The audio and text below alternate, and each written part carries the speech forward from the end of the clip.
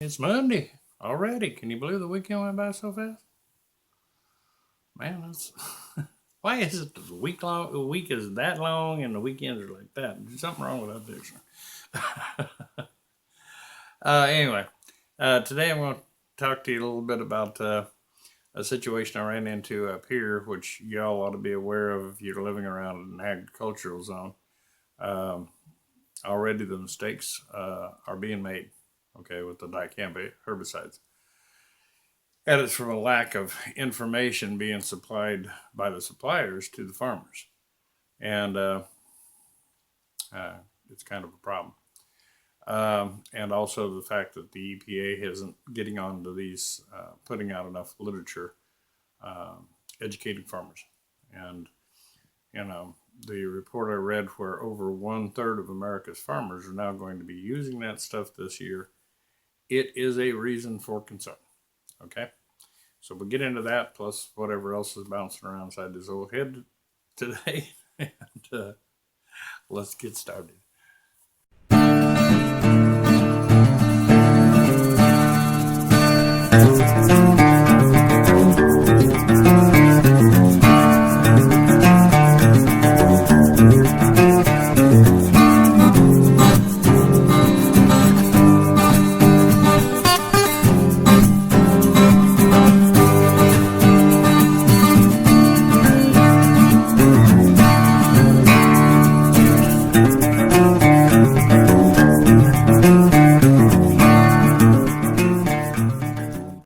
See, Homestead, how the heck are you today? Okay, we're going to talk a little bit about dicamba. I love talking about that stuff. Worst thing ever hit the market. Uh, but I've been stopping when I see local farmers out working in this area. I stop and talk to them about land. What if they know of any available or heading up on auction or anything like that. And so I usually try to, if I see them out in the field, I'll stop and talk to them. Uh, but I've been driving by this big, beautiful John Deere tractor, beautiful son of a gun, and he had one of them adjustable uh, auto adjust sprayers, and sitting out in his field, and had been sitting out there for probably 2 weeks now. And yeah, I see it every morning. I've been kind of keeping an eyeball on it because if he showed up, I wanted to talk with him for a couple minutes. And so anyway, we get out there, and I'm talking to him about land. Very nice guy, wasn't a dummy by any stretch. And so I noticed when I walked up that the sprayer is about 90% full. And I asked him, I said, "Has this been?" I said, "You've had this sitting out here with what in it, for the last 2 3 weeks?" He said, "Oh yeah." He said, I got some herbicide in there." He said, "I'm gonna have to uh, run a mixer in there a little bit and stir it up with some." He said, "Make sure it's still mixed together good." He said, "But he said I parked it out here." He said, "I was going to get to it." He said, "Other things have come up." He said, I just haven't got around to spraying." So I kind of let go with that. Now across the street is a house full of kids out running, playing in the yards and stuff of this nature. You know how kids are on equipment; they're going to be on it, crawling on it. There you go. Uh, that's how a lot of kids get killed on farms. So yeah. But anyway, I'm talking to Dad. I said, "Well, what do you spray in there?" And he told me dicamba. And I started backing up from that spray, and that made him look at me kind of funny. And I said, "You got dicamba in that tank?" I said, "You've had it sitting out here for 2 weeks?" He said, "Yeah." I said, "Are you kidding?" I said, "Did anybody tell you about that stuff?" Told me what he'd been told as far as that how good it was on weeds and yada yada yada. But that's all that man had been really educated on. And I said, "Didn't they give you any of the warning flyers or anything like that?" Nope. So I explained to him what dicamba was, And I said, this stuff, I said, I drive by this thing every day. I said, and some days were nice, bright, sunny days. I said, this stuff creates its own dioxin inside your tank when you apply sunshine to it. He said, what? I said, yeah, it generates its own dioxin. I said, right now you got a big old tank, 2 tanks there full of probably contaminated herbicide.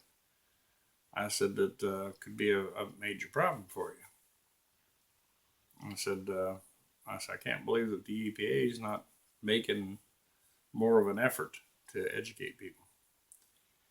And he knew about dioxin. He'd lived up in the St. Louis area back during the Times Beach era. He was going to college up there. And I said, well, you know what that stuff's going to do to your soil. I said, there ain't no fixing that stuff. I said, if I was you, I said, I think I would, find myself a hazmat company and get out here and, get that pumped out of there, get the tank cleaned and start again. I said, you can't leave that stuff sit in sunshine. I said, it starts generating dioxin at that point. I said, that's not a good thing. And so, yeah, I didn't have a clue. Did not have a clue. And he was planning to start applying that day. But he knew enough about dioxin to know there's no way he wanted that down on his land because, that puts him in line for a super fun cleanup, and he wanted nothing to do with that. And I said, yeah, and I'd go back and kick your supplier dead in the butt for not providing you with all the manufacturer's warranties on that stuff or information on that stuff. I said, because the manufacturers are being real clear about that. And it was not a calm day. I told him, I said, you can't spray this stuff if there's any wind going at all. I said, it's too light. It'll blow everywhere. And I said, you need to get your warnings on this stuff. He said, yeah. He said, this was going to be the first field I used it on. He said, I'm glad you stopped by. He was concerned, And I said, well, you might get it tested for dioxin. I said, but if it's sat out here for the last several weeks, I said, it's probably contaminated. And I said, and now I said, you got, contaminated herbicide that you're going to have to pay to have somebody come and dispose of. And he said, I'm not going to pay for nothing. He said, me and that supplier are going to go 18 rounds. He said, I wouldn't have left this stuff sit out here if I had a clue that that's what could happen. And so we need to get the warnings. And I said, you got kids right across the street. I said, kids, they've probably been crawling all over this stuff. He said, yeah, I got little footprints everywhere. I said, EPA regulations say you're eligible for a large fine if you allow those kids to get within 100 foot of this thing. And he said, what? I said, yeah. Regulations are out there, my friend. I said, they can find the snot out of you for letting those kids get within 100 foot of it. I said, right now, me and you standing here talking is in violation of EPA regulations. And he got really concerned. He said, because he wasn't told any of that. None of it. That's just one farmer, folks. How many more are not being told? How many more haven't went out and did their own research, not thinking that they had a problem? 1/3 of American farmers are spraying this stuff right now. How many of them don't have a clue what potential dangers they have going in their tanks? If you live near fields, okay, use your head. Keep your kids away from the equipment. I know sometimes that's a tough bill to fill because kids are, little Houdinis. They like to escape and go play. But if there's equipment sitting out in those fields, keep them away from it. That spray equipment could be, nasty stuff. I mean, dicamba by itself is nasty stuff. If it gets contaminated with dioxin, it's a killer. Okay? And there's a lot of EPA regulations that have been brought into play on this stuff.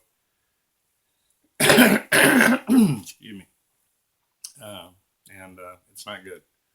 And farmers aren't being told. That's the second problem. Okay.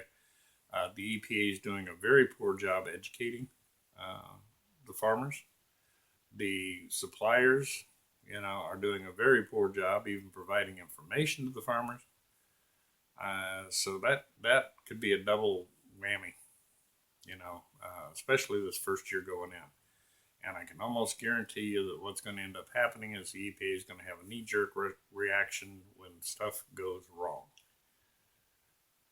They're going to be going after the farmer. They're going to be going after the supplier houses. It's going to be hitting the fan. But that's after the fact.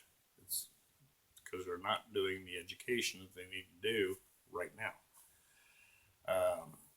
I am a big advocate of these guys have to be trained in dicamba before they're ever allowed to purchase it, but that is not what's happening out there. Monsanto and these guys right again. Okay, they can do a lot of damage out there in the next couple of years. Be advised. The stuff is dangerous. Keep your kids away from it. And this guy was going to spray on a day.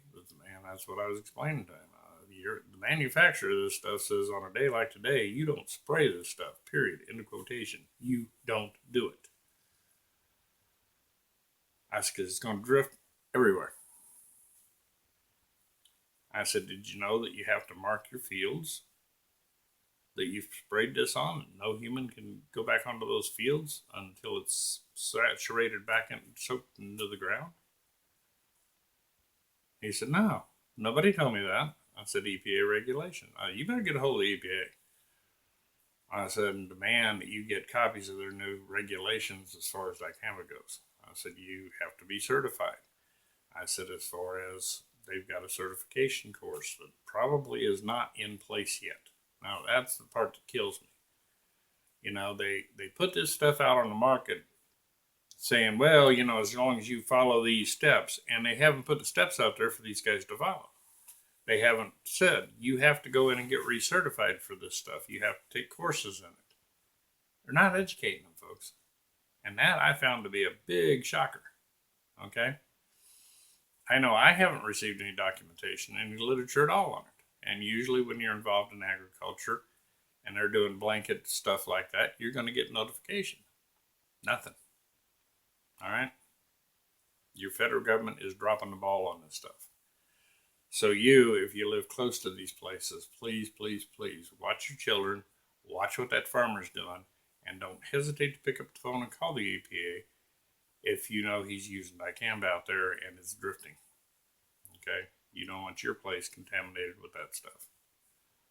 Because if it's like with this fellow, I'd almost guarantee you that we had a lot of rain down here. Don't get me wrong, but we also had a lot of warm, sunny days. I can almost guarantee you that stuff had begun to produce its own dioxin. Use care and caution if you're living close to agriculture, because these guys, it's not that the farmer's trying to cut corners or anything like this. It is the fact that these guys, I'm hearing it more and more, are just not being informed of the dangers of that stuff. And I was telling him, I said, you're supposed to be in a hazmat suit when you mix that. And his eyes got big around. He said, I didn't know that either. So be advised. Okay? And don't be surprised when you start hearing horror stories coming out of this. Because farmers are out there just spraying this stuff like any other herbicide. It's like, oh well. Because they're not being told. All right. And primarily because the supply houses don't, if you're going in there to buy, 1,000 gallons worth of this herbicide, they're not going to want to mess that sale up. They're not going to be telling you all the nastiness of it. Okay? They don't want you going, no, I ain't going to use that. They're going to go, sure, it's just herbicide. Here you go. Okay? And that's what's happening. So be aware, be advised. And, maybe write some nasty grams to your senators and congressmen, tell them they need to get people informed out here now, or yank that stuff off the market. Manufacturers have done a lot of documentation on this stuff, but if it doesn't get into the farmer's hands, guess what? And that's the supply houses that are not following through. Now, I'm sure there's a lot of good supply houses out there that are, but many are not. And this fellow was dealing with one who was not. Something to keep in mind, folks, and try to make sure that you keep your family safe from it. Because like this fellow was getting ready to do, the direction the wind was blowing, yeah, he'd have probably coated that house full of kids with dicamba.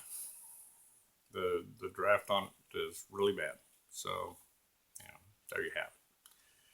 So, heads up, and maybe you need to get a little bit politically active and let your congressmen and senators know, this is going on, and they need to get these farmers better informed of what's happening out there before that poison comes to your backyard. Okay. So, other than that, about the other thing I was thinking of, and I'll make this very brief, is the Snowflake Generation. Those guys are still out there. You believe it? Wow. Phew. They're out there protesting in the streets and carrying on. Although I think most cities have lost their patience with them, and it's like, okay, this is old news. It's time to move along, children. So a lot of them are going to jail, which is making it real unpopular for them. But even worse than that, the Snowflake Generation.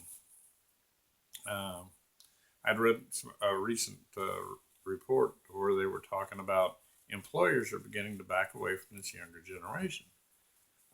They deem them lazy and non-productive and complainers and so on, so on, so on. I even read one article one day of where a bunch of interns, okay, filed a petition against the company that they were serving their internship with, complaining about their dress code. Yeah. Needless to say, the company said, we can fix this real quick. We're just dropping our intern program. Have a nice day. Send them all down the road. This generation had better start waking up. You folks are paying for college educations to your children, and the education they're getting is nonsense. They're not getting educated. They're getting their heads filled with the social justice and all this kind of stuff, nonsense, and it is ruining them. I work with some. I have seen us hire and fire a group of them because they don't feel that they even need to pick up a phone and call you when they're not going to show up for work. It's like, you're not a privileged class, folks. You need to understand that,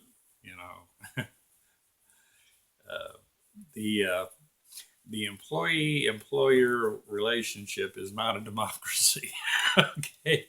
It's really a dictatorship. You can either do what your employer tells you to do or get on down the road. Most adults understand that. These kids coming out of college do not. They haven't got a clue.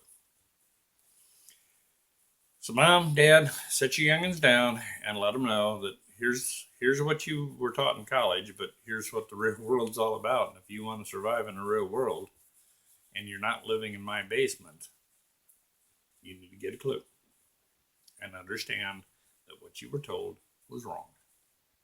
That's not how things work. And if I acted the way that you're wanting to act, believe me, we wouldn't have a basement for you to be living in. Okay. But it's time for the parents to step up and take a little proactive role in what's happening with these kids, because employers are beginning to notice. They're beginning to back away from this younger generation, and it's going to create problems for them down the road. And it's going to create problems for them their whole life. Is that this stuff that they're peddling them into colleges just don't work. Okay, not in the real world. It just doesn't work. So, mom, dad, sit your kids down. And before their resume is so beat up that, their career options are usually going to be, do you want fries with that order, please? you don't want that for your children, especially after the investments you made in their education. Okay, time for mom and dad to get involved. All right, and I'd strongly urge it because these kids are heading down a path that you don't want them to head down. Anyway, went long enough on this thing. I hope you have a super duper week this week. I really do. Get out there, put a smile on your face, and go, yeah, this is going to be a good one.